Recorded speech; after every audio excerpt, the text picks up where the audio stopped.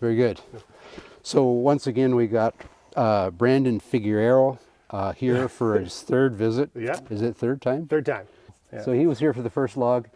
He was here for the last log of the Palisade. Yeah. And it's great to have help because more often than not, I'm back here doing it myself. But real reason I invited him, we're building a Beehive oven here, which the oven itself is going to have to wait till spring. But I need his muzzle to get that big rock that's down here on the ground. That's going to be the floor for the Beehive oven. So we're building the table now. We're going to sheet it with solid 2-inch oak.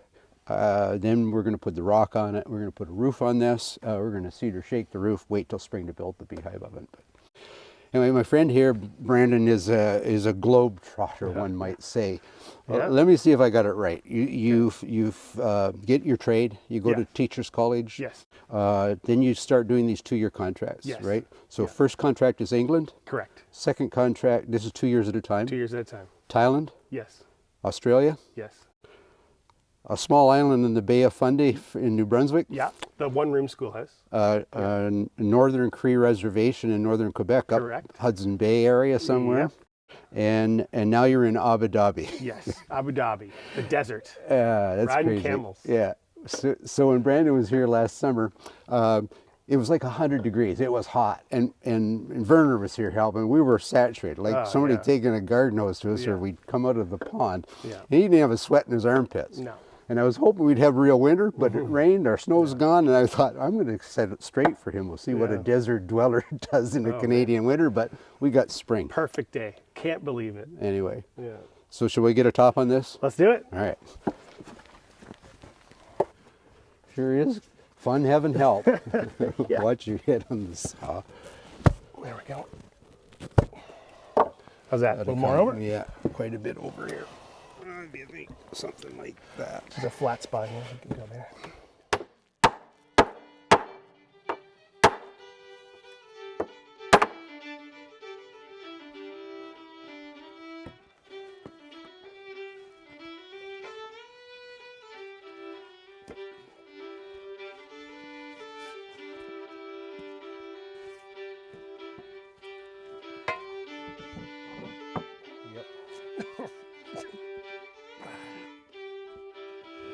Yep. Okay, now I'm going to get behind it.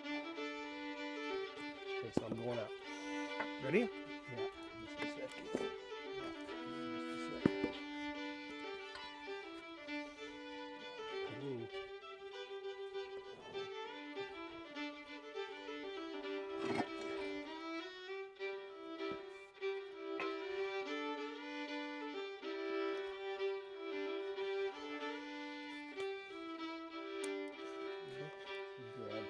Another rope.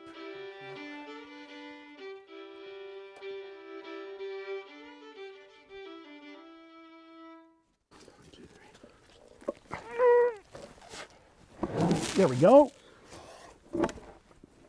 Okay, watch your toes. Okay, now I'm going to get behind it. What if you were to get right up on the deck? I think that's a good idea. Yeah. And that way you hold the weight on the back as well. Okay, so what are we doing now? Inch by inch, right? Yeah, inch by inch. So I'm going to use the spud bar. Okay. Come from the other side there.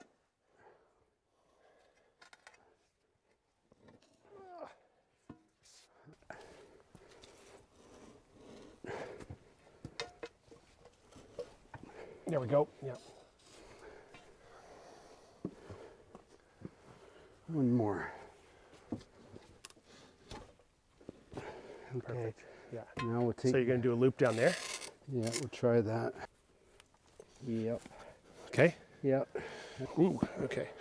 So now I'll get back on. Yeah. Yeah. Okay, yeah. Yeah. Another inch.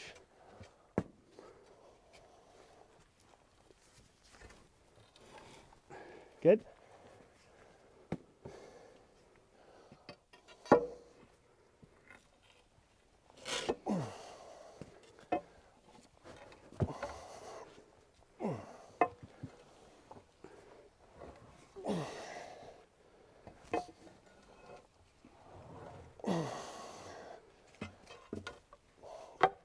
Oh boy.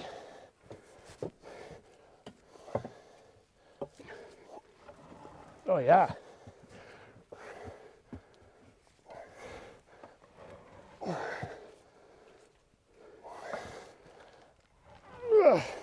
Ooh.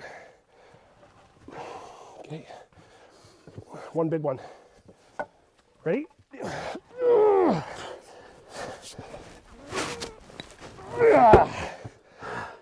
Oh, perfect. School teaching seems easy, I'm Yeah. thinking. Holy. Yeah, let's just try sliding it first. I think it'll slide. No. I don't know about my thing. Yeah. I could get on this side. Here. You get on that side, we'll walk All in. right, ready? 1, 2, 3, go. Hold on, I'll get you. Go. You right? Yeah. Yay. Good job. Yeah. Whew. Okay. Good. Onto the roof. Onto the roof. Should point out that today is December 31st, and we get maybe one rafter started because if I get Brandon to help me with that, then I can finish the rest myself. But we are about to have ourselves a few libations by the fire, and we're going to talk about some of the traditions of New Year's traditions of the 18th Times century. in the past. Yeah. And a wee bit about calendars. Yes. Yeah. And Okay. Mr. Gregory. Mr. Gregory. Okay. Okay. Sounds good. That's good. I'm happy. Very pleased. Good, good, good.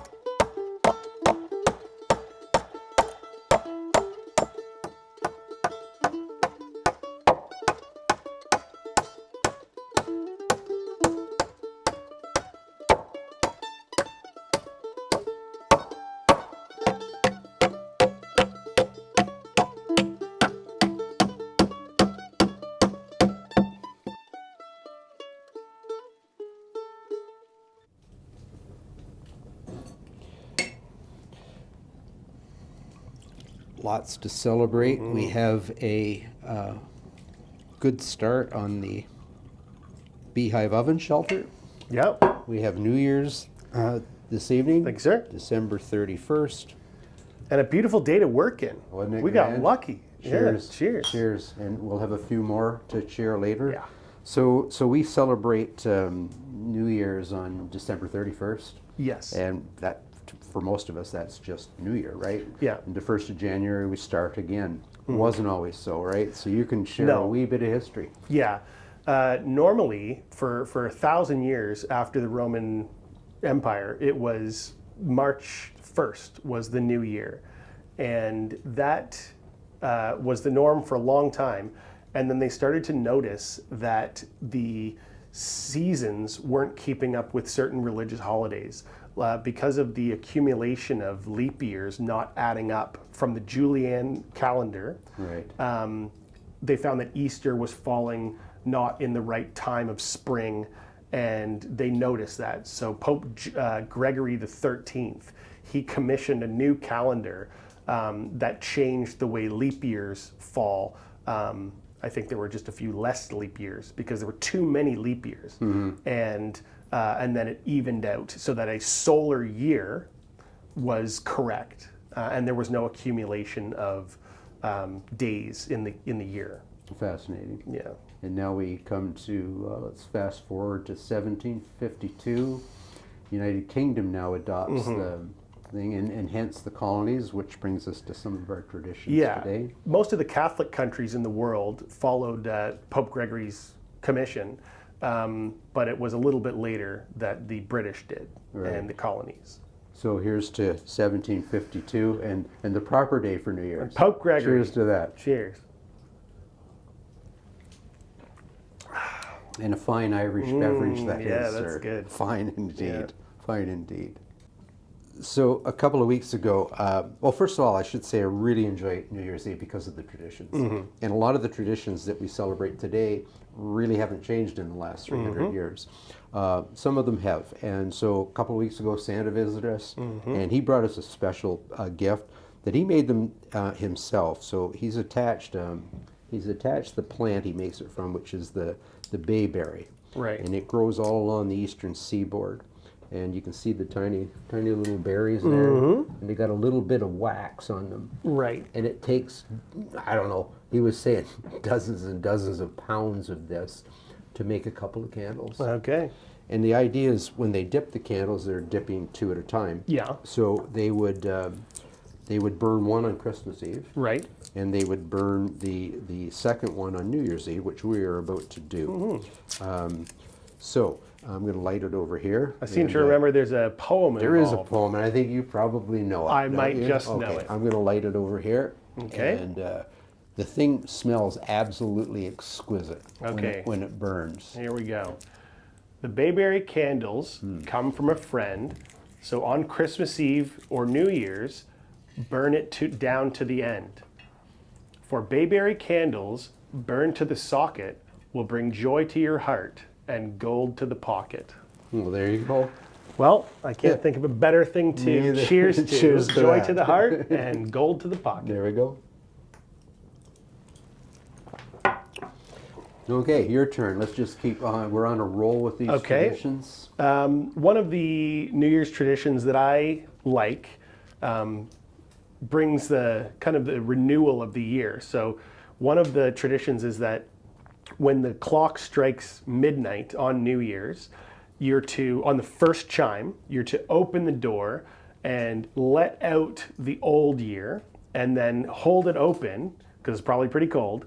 You hold it open only until the end of the 12th chime of the clock. So Close it chime and 1, you open it, and then ding, ding, ding, ding, ding, and then chime 12, you close it, which welcomes in the new year. So that's kind of a nice one that I like. We can sort of guess on the time because I'm going to have to get me one of them chiming things from I my can just mantle. sit here Okay? dinging the moose head here. Anyway, we'll give that a go because Okay. we're getting closer to. Should we do that midnight now? here. Well, we have to wait. I All don't right. think we're quite there, but Yeah. we're getting awful Okay. close to midnight. Okay. That's grand. That's grand. So I love shooting, obviously, flintlocks. Well, Yeah. back in the day, every home had one or multiple flintlocks in their homes.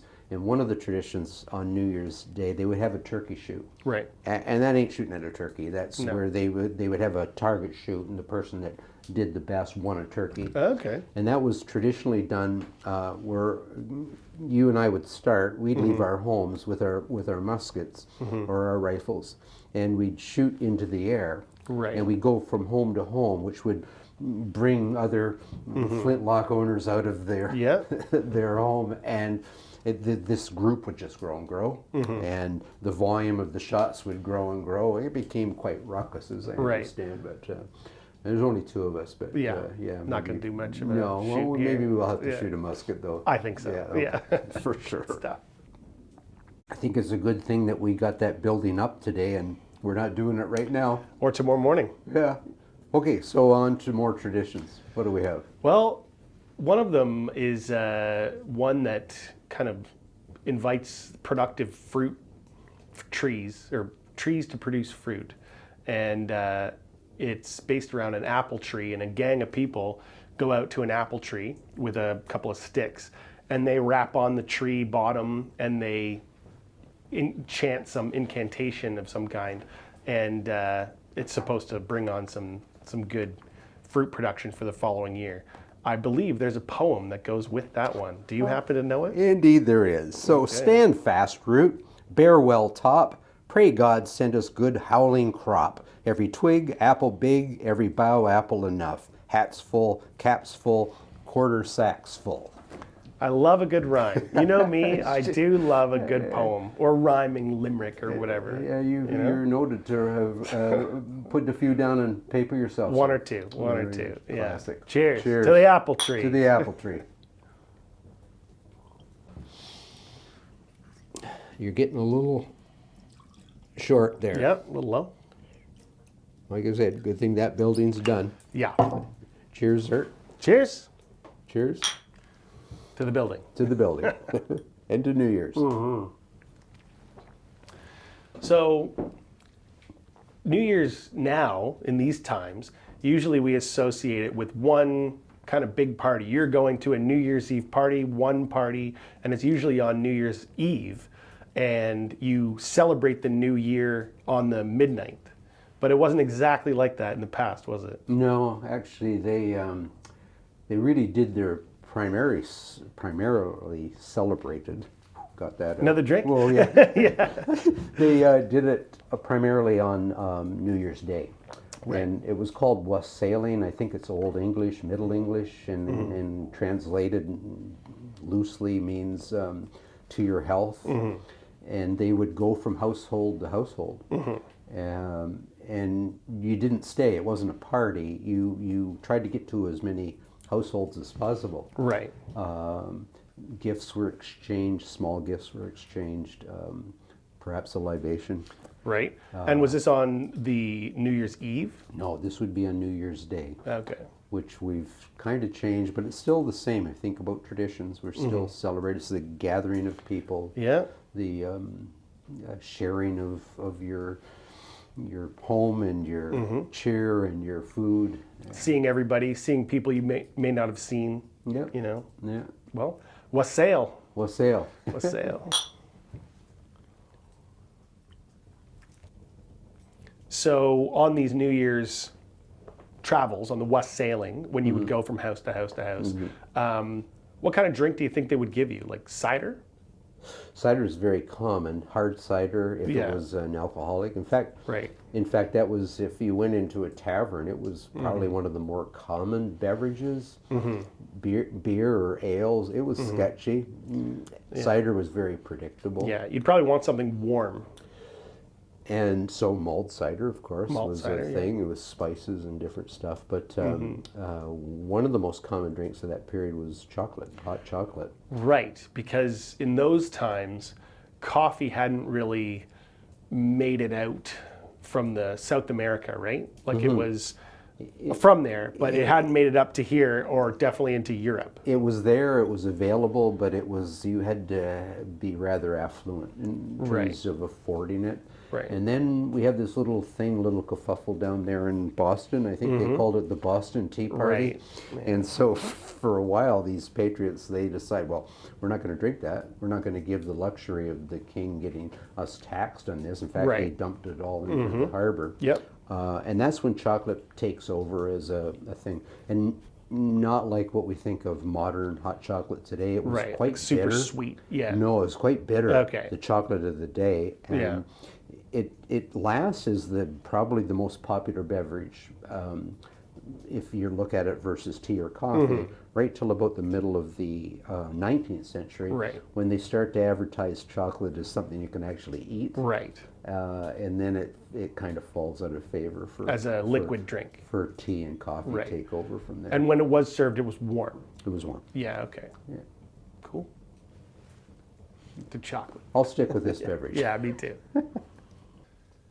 So you know that song that is always associated with the ringing in of the new year, and you always hear it. It's like do do do do do do do do do do do do do. Never heard it before. Never heard it?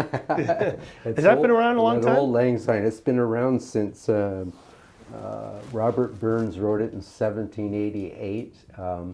He wrote the lyrics as a poem, but it was put to an old folk music, which was common in the time.